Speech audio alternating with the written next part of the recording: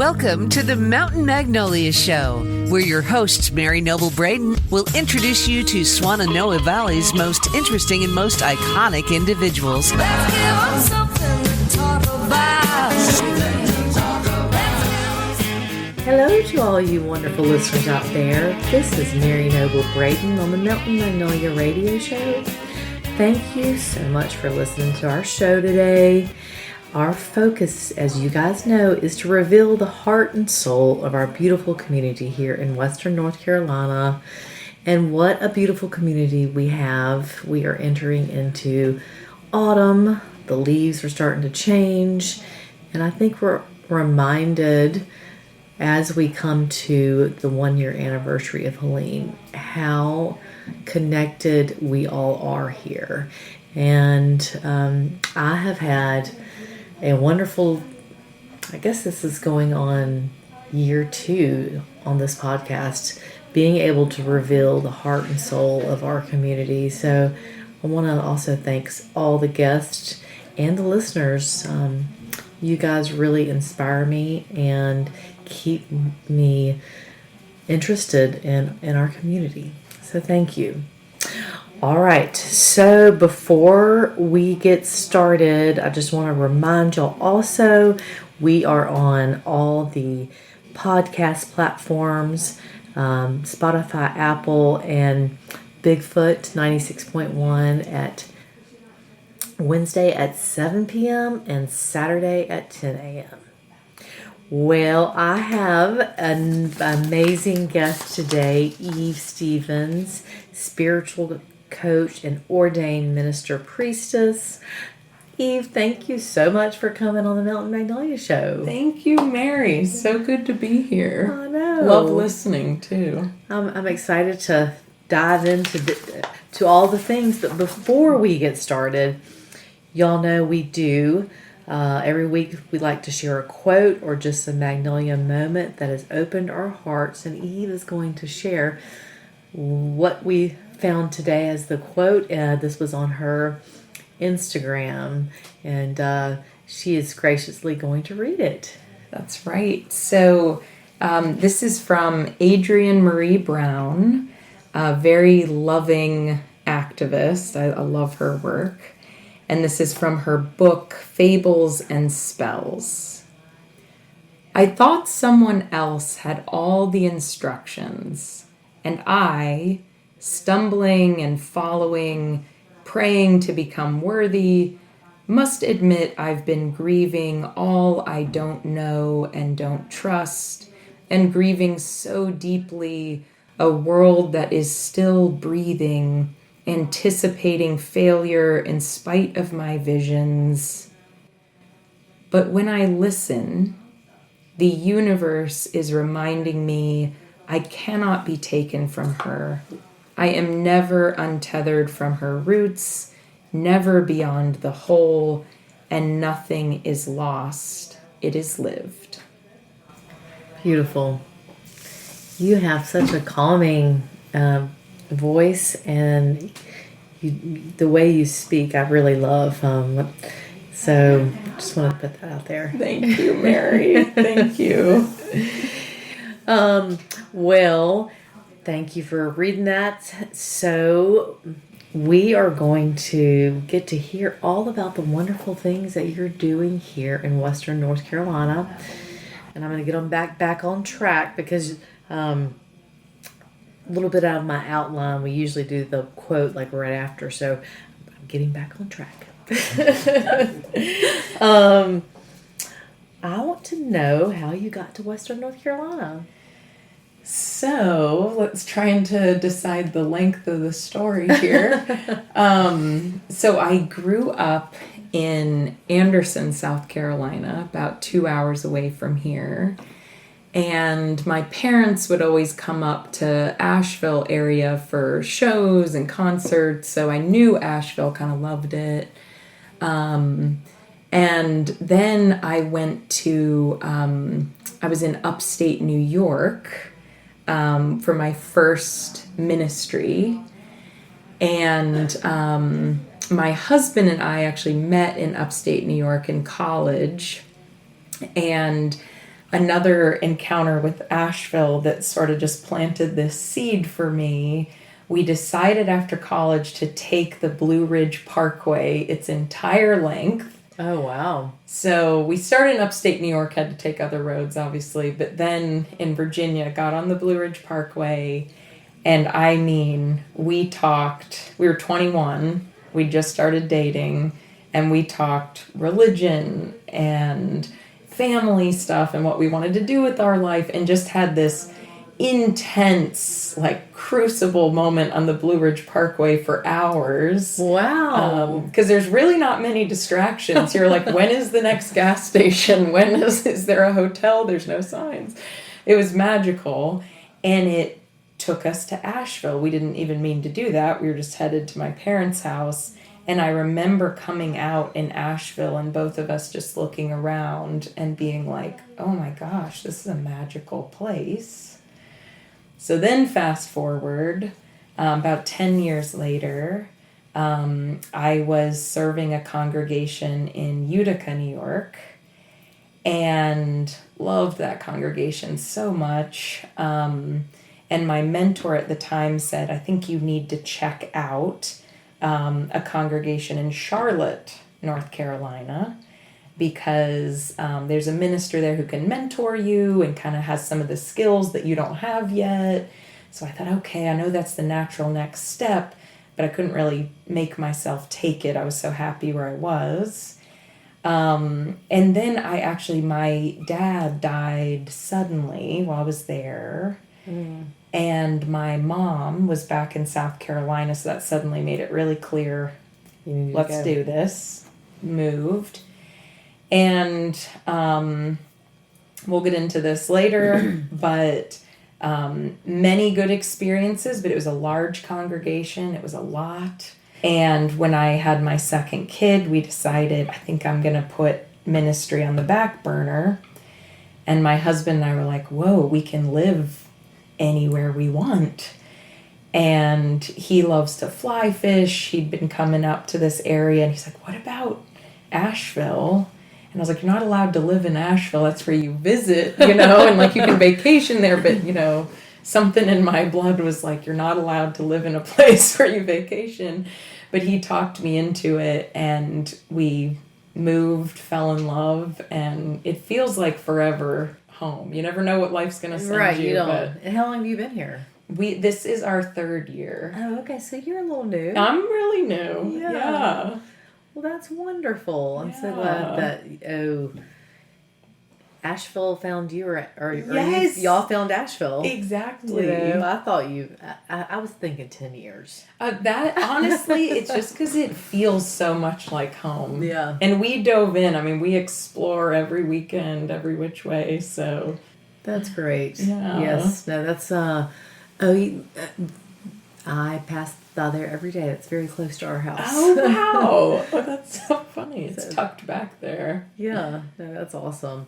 Well, so you went to school in New York to get your ordained minister priestess. My priestess status. And then you were in New York doing that, and then moved to Charlotte, and then you guys decided to come here. And tell the audience what you do as a spiritual health coach, as well as your being an ordained minister here in Western North Carolina.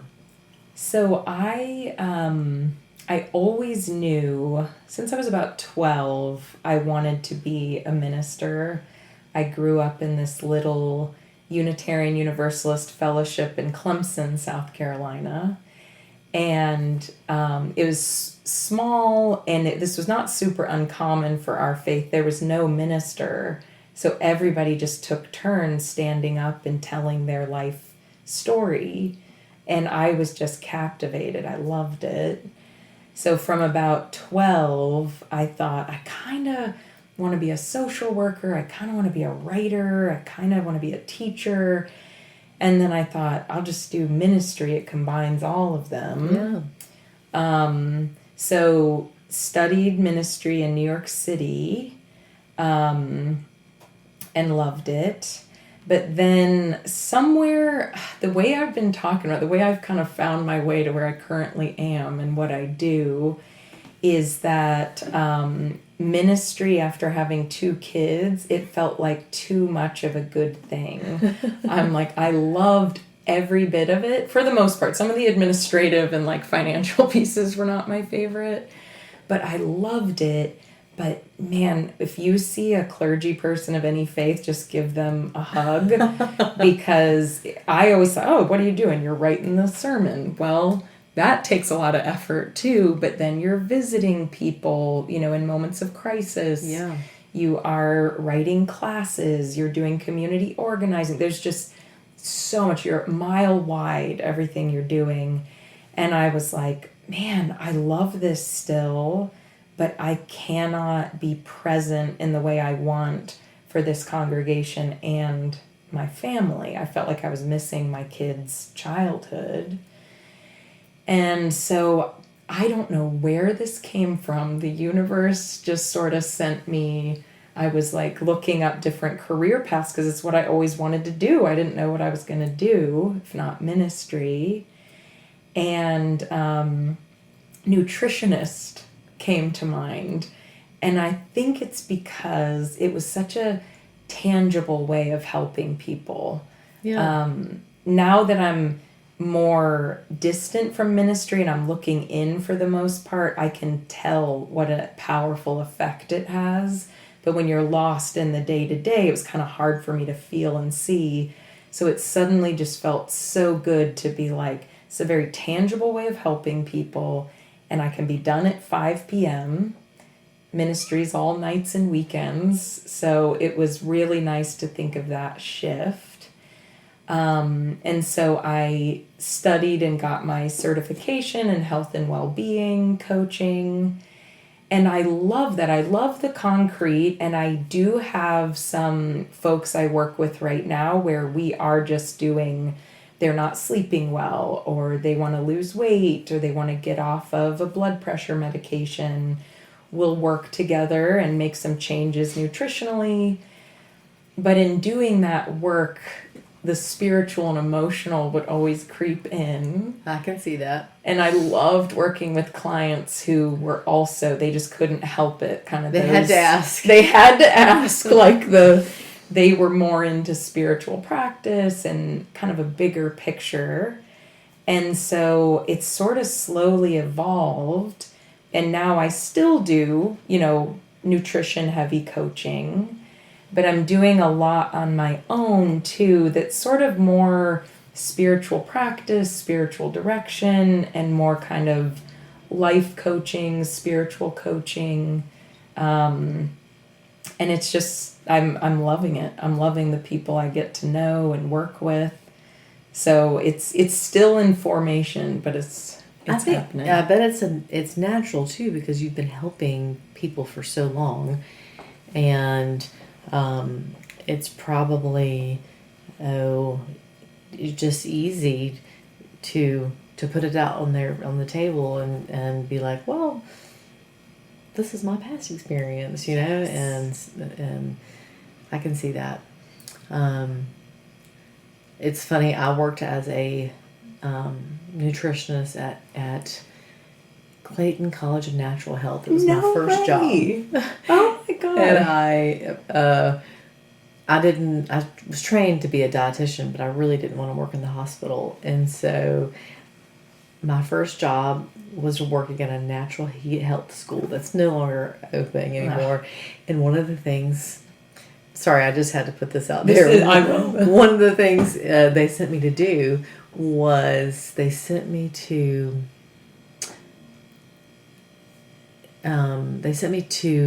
Arizona, and we sat in a sweat with the Hopi Indians, and I got to walk around with Linda Page, who wrote Nutritional Healing. Oh, wow. And so just recently I went back to Sedona for my 50th birthday, and I did a sweat. Oh my God. So I had to share that though. I've always wanted to go to Sedona too. That's a bucket list thing. Yeah, I can understand. And I think so many of us we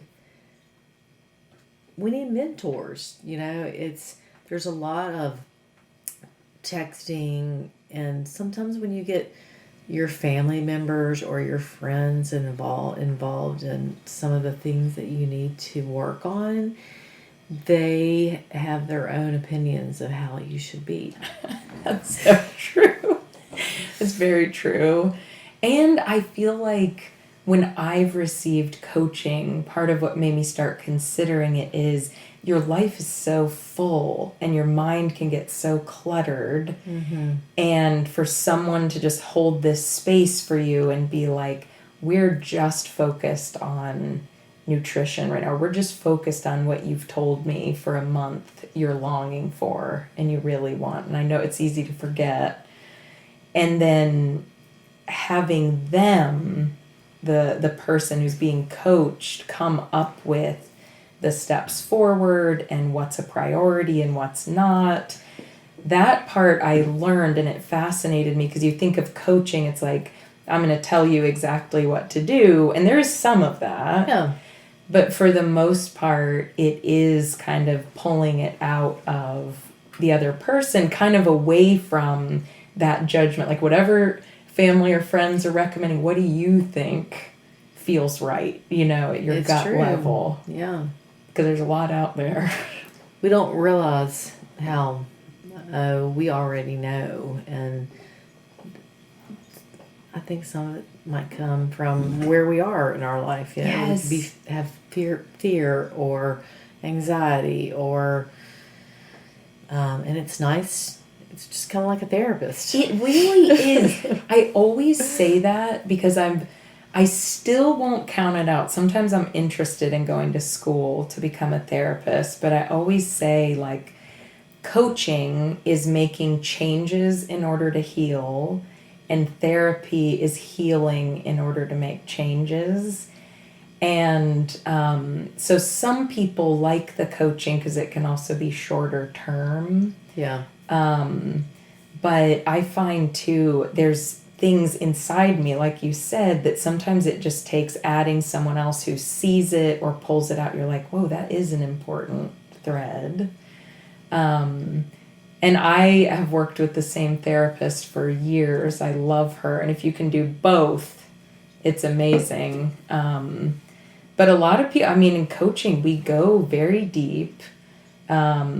And I try to hold with spiritual practice and kind of connection to something more. But it just kind of depends on the person and what they come in with. Yeah, I think we're all different. My experience with therapists, I got tired of talking about it a lot. So I dove into a little, maybe like some somatic work. Yes. And I needed to feel, some things maybe just disappear or come out, So I think there's something for everyone. Talking can be wonderful, but also like, having a coach and having somebody that can outline it for you. Yes. And be like, I'm not going to do the work for you, but here is a couple things that I suggest, and maybe one of those things is journaling. Yes. And one of those things might be, not turning your phone on until 8:30 in the morning. So I think someone like yourself, where it's like having an accountability partner. Yep. How many days did you turn your phone on at 6:30? Yes, exactly. And what did you learn? What did that feel like? And what do you want to... And I guess a lot of it too, I will try to do a lot of exercises that connect people with their intuition, because especially I am a people pleaser. And so we're sisters. That's what I'm always trying energetically when I've done somatic work. It's like, it's good company we have here. I'm like, I desperately, sometimes I'm like, just exercise that from me. Like on an energetic level, I've gone to people to do that kind of work. But I love just with people sitting and saying, I'm just going to help you do some exercises to get you in touch with your intuition, because often, you're getting, the downloads from the universe, but maybe we're too full of other people's expectations and needs and energy, and just kind of learning how to build an energetic wall where you can still feel and be compassionate, but it's through intention and your own intuition. It's not kind of a knee-jerk reaction. So we'll do a lot of exercises to say, okay, what does your gut say? Whatever else you've heard. Yeah, and sometimes, just like with everything else, it takes practice, and all of us, I'm talking for everybody, but I think as humans, we want to heal. We want to be better. Yes. And sometimes it's hard, but I think it is a wonderful thing for people like yourself to give ideas to folks so they can be like, well, maybe that is attainable. Maybe I can do that. Yes. Anyway, it's a beautiful thing to be able to have somebody that's going to hold your hand and walk you through the next step. Yeah, where you want to go. And sometimes part of it too, I've noticed as a coach, sometimes I'm holding faith that it's possible when you can't. Like, we all go through that where it's like, but I've tried, or there's just all these logistical things getting in the way of living the life I want to live. It's not possible to have somebody who's like, it is, I promise you, you're going to figure out the how, but I can hold for you that it's possible. And there is kind of a weight to that. We're like, okay, I can put my work in, and you, especially with physical healing, that's often part of it. It's like, I've tried all this, I've been doing this for years, and just to help them believe it's possible often makes a lot shift. That's great. I know, I guess I'm oversharing, but I do real estate, and I have for the last 20 years, and I had a moment in my life where I had to change some things. I was scared. I was really scared, and so I lost 25 pounds. I changed my nervous system. Yes. And I think it was menopause. Yep. I was scared. Yes. So I had to search. I wish I had someone like you at that time. I had to search. And I thought there was something wrong with me. Oh, man. And actually, it was just my hormones changing and me being so fearful of everything. And now I can honestly say, I feel great, and not scared. But ladies, if you are listening and you feel that way, like, make sure you have somebody that can walk you through, and to be like, you're going to be okay. Oh, man. Instead of a cold. Yes, like there's something wrong with you. Yes. And there's usually not even a ton of tools with perimenopause and menopause. They're like, oh, you're on your own. I can't believe you just brought that up, because this is a recent fascination of mine, being perimenopausal. I am creating a course right now that's called A Heroine's Journey Through Menopause, because it feels like, and listeners may know this, Joseph Campbell, this great teacher, who kind of identified these steps of transformation that take place in a lot of our classic stories. And he called it the hero's journey. And menopause is such a hero's journey. You leave the unknown is one of the steps. You face trials and tribulations. And it's sitting with that fear and the discomfort, and whoa, my very identity is shifting, like the way I've been able to function, who I am in the community, like it all feels in transition. And as a society, we've kind of just not talked about it or thrown it aside. And so I just love the idea of taking people through menopause as this opportunity for transformation and like claiming your power and learning really who you are. Yes. And your hormones have a lot to do with it. I had no clue. I mean, yes, we don't know anything about our hormones. Yeah. Oh, when you're having children, you know, like that's what's making you have energy. That's and then right. And when clear you thinking. And when you don't have those hormones, you're like, whatever. Whatever. Exactly. Did I say that? I said that. Back in And the day, I that's would a have been like, different, no, always. say that. But that's a different kind of freedom too, Yeah. especially for people pleasers. I love that. It's true. Gosh, we have a lot in common. Yes. Well, I want to showcase your spiritual health coach business. So let's, listeners have gotten an idea of what folks can get out of this, and just by you and I talking about some different scenarios. How can, if someone wanted to talk to you or hire you, is there a website that they could go to or a phone number they could call? There is. So, the first time around, I tried to do my website myself, and I'll tell you, it sort of worked, but it didn't work great. So I hired a magnificent web designer this time. And so the website, you will see something if you go there. It's anatomyofchange.life. Anatomyofchange.life. If you look next week, it will be live, the new version. It's kind of being created. But on there, you can either just book a complimentary call and just kind of tell me what's going on and what you're curious about.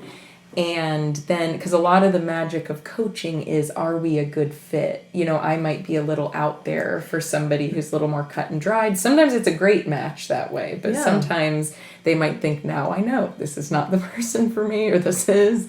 So we could do a call, or there's a contact form, and they can say, here's what I'm curious about. You know, what is coaching? Even this is what's happening to me. Is this, you know, something you would do?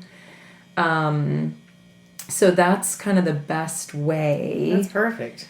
And I mean, I think you are going to be so successful at this because you have your experience in ministry, and then also coaching folks. I think it's a natural fit for you. It really is. And I feel like I'm sort of realizing slowly, I think I'm kind of trying to do secular ministry. And religion's such a tricky thing because it can turn a lot of people off when you're just trying to be, you know, do community ministry.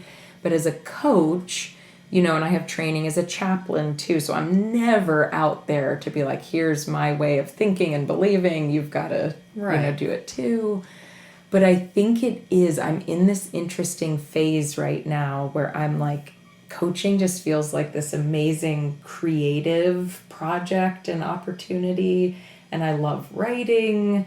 So the dream is just to be doing more regular blog posts, working on 3 different courses that people can guide themselves through. That's a good idea. Right? Yeah, I think courses are great. I listen to a lot of podcasts, and if something resonates with me, which recently I had one, and I'm like, I'll take that class. And you can usually take classes for $150 to $300. Exactly. You know, and it's more I think accessible. That is a really good idea. Yeah, and I'm trying to just kind of start with, what do I have to offer? And this alchemy between like physical wellness and spiritual, sort of in the making. I'm discovering it as well. But it comes out in coaching. It's just the people who are finding me in our conversations. I'm like, there's just that natural overlap. Well, you have a way of just calming people. I've seen it. When I met you the first time, I was like, I have got to talk to her.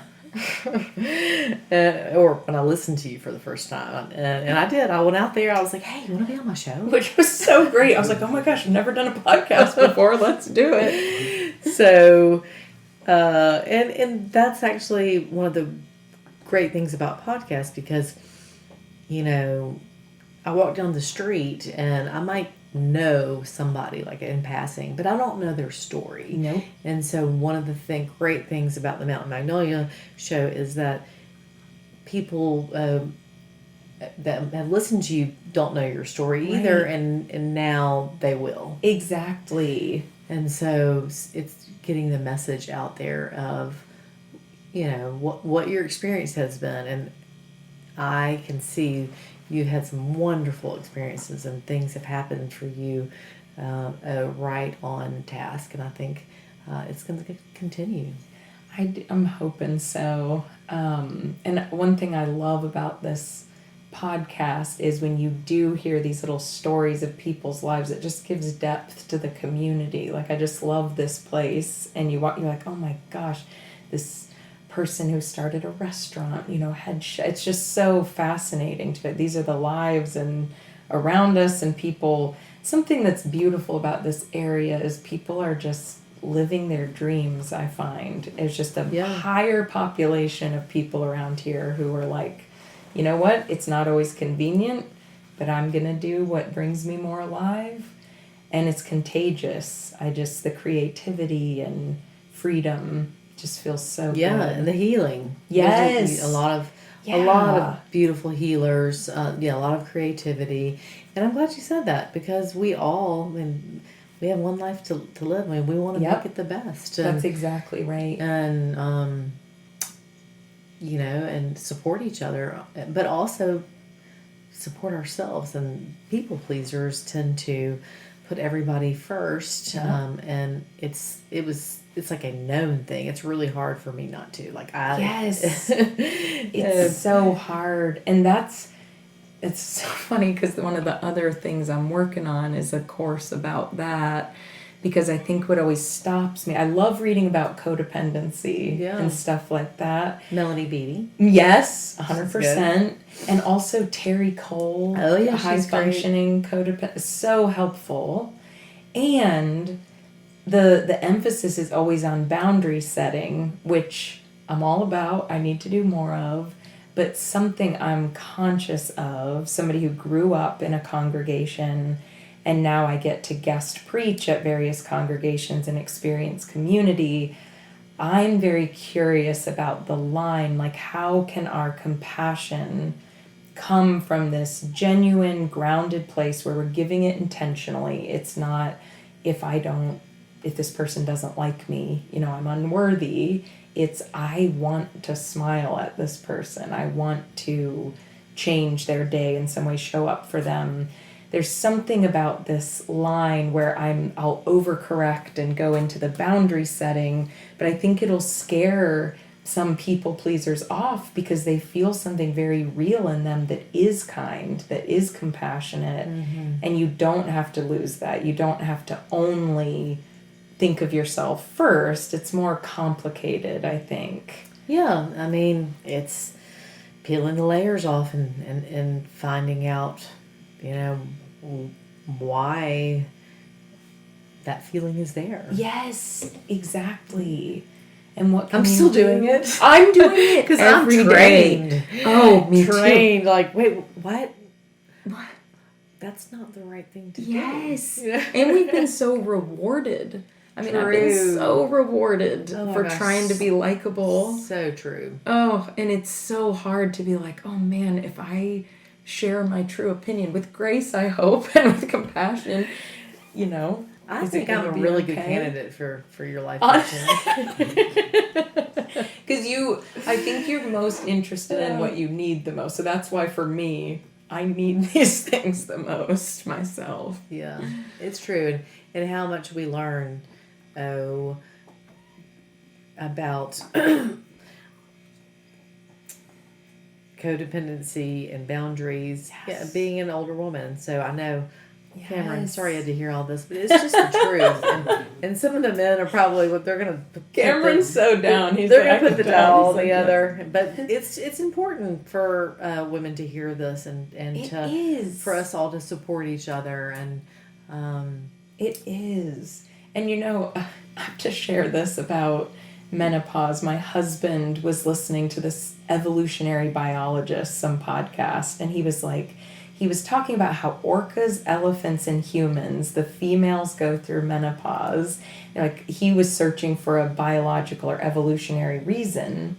And it's because the women were the holders of the communal wisdom and traditions. Oh, I love that. So childbirth, historically, very dangerous, like high mortality rate for women, in ancient times. And so the idea is menopause preserves our life and makes it longer, so we can pass on that wisdom. So it's such an identity shift from I'm primarily here, to be nurturer and caring, and then I'm a bringer of wisdom and ideas, and your identity just shifts a lot. yeah. Hey, I never knew that this is how life would go, and it is. But I'm so excited about it. I'm so excited about being able to learn more at this age of, and now I understand my grandmother too, who was so wise. Oh, exactly. So wise.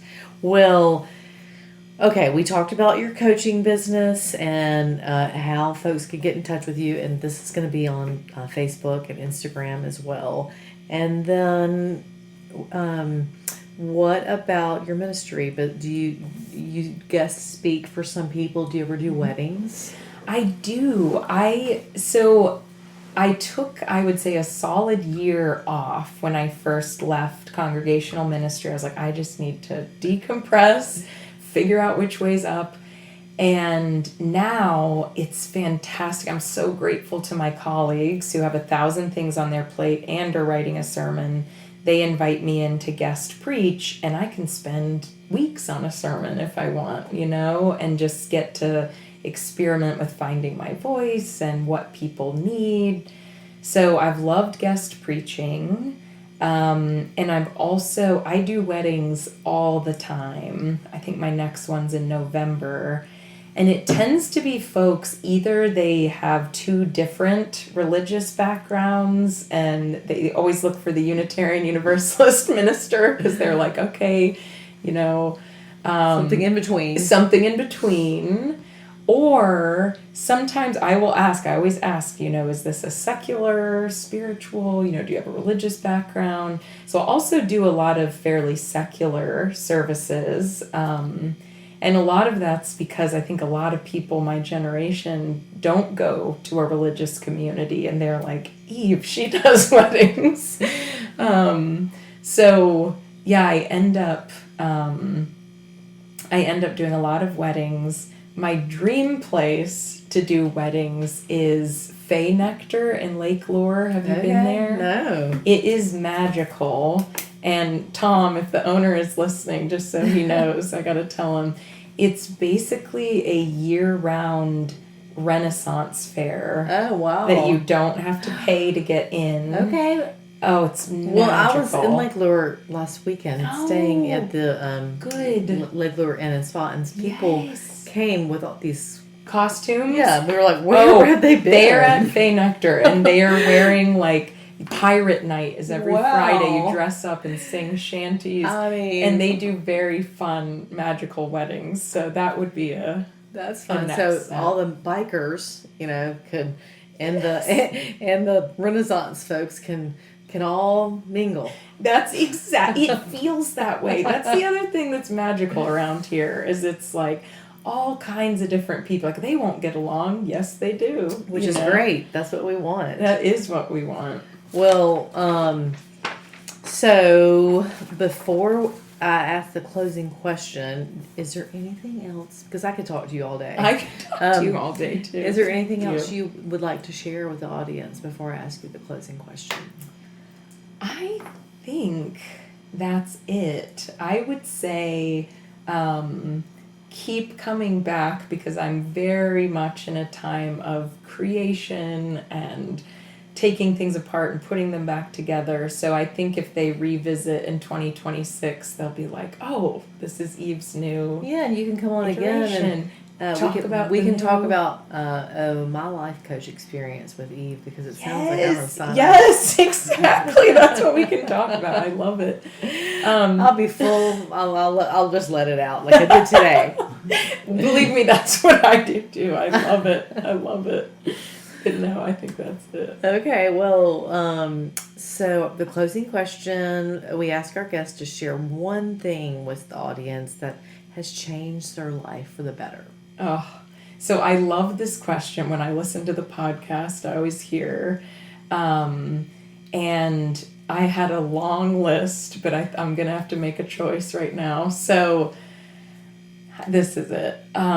So in seminary, I had never studied, I didn't know what theology meant. I knew I wanted to be a minister, but I didn't know. All my peers were way ahead of me. And there is this theologian, Kierkegaard, who honestly my best friend in seminary read a lot of his books and gave me the Cliff Notes. But he has this quote where he says, life has to be lived forward, but it can only be understood backward. And I find now, as years go by, I'm beginning to trust the season that I'm in. And I can't always see where I'm headed, but sometimes I'll just be low energy. I'm not being very productive. I don't feel like exercising, and I'll really just kind of panic. Like, come on, we need to be productive here. We need to be doing things. And I'm learning to trust the season I'm in. Seeds are being planted. I'm gathering things I don't even know about right now. And in time, for me, when I look back, I'm starting to trust there's this larger rhythm to my life that I can't always see when I'm moving forward. So I guess I would just say, trust the season you're in and give yourself what you need. Be present. Know that rest can be nourishing. It can be quote unquote productive. And when you look back, it may all add up a lot better than you think. Yeah, you're right where you need to be. Exactly. That's it. That's beautiful. Well, you are the heart and soul of our community, and thank you for your wisdom and your love and just showing up here. And I'm really excited to get to know you. And it was a great talk. And I'm excited to have you back again in a year so we can see all the changes. That sounds great. And thank you for what you're doing. Seriously, you're a weaver of the web. You bring the community together. I love it. And I'm so grateful. I appreciate that. Well, guys, thank you again for listening to the Mountain Magnolia Show. And a reminder, we will have Eve's information on Instagram and Facebook. So you can just click on her website if you're interested. And again, the show airs on 96.1 Wednesday at 7 p.m. and Saturday at 10 a.m. And a big shout out to Cameron. Thank you, Cameron, for all that you do. So I hope everyone has a great week. And until next time, see you later. Thank you for joining us for Mountain Magnolias with your hosts, Mary Noble Braden and Leanne Lewis. Join us next time for more interesting stories from the Swannanoa's most interesting people as we give you something to talk about. Mountain Magnolias is a production of Noble & Company Realty in Black Mountain. For more information, please call them at 828-357-5243. 828-357-5243.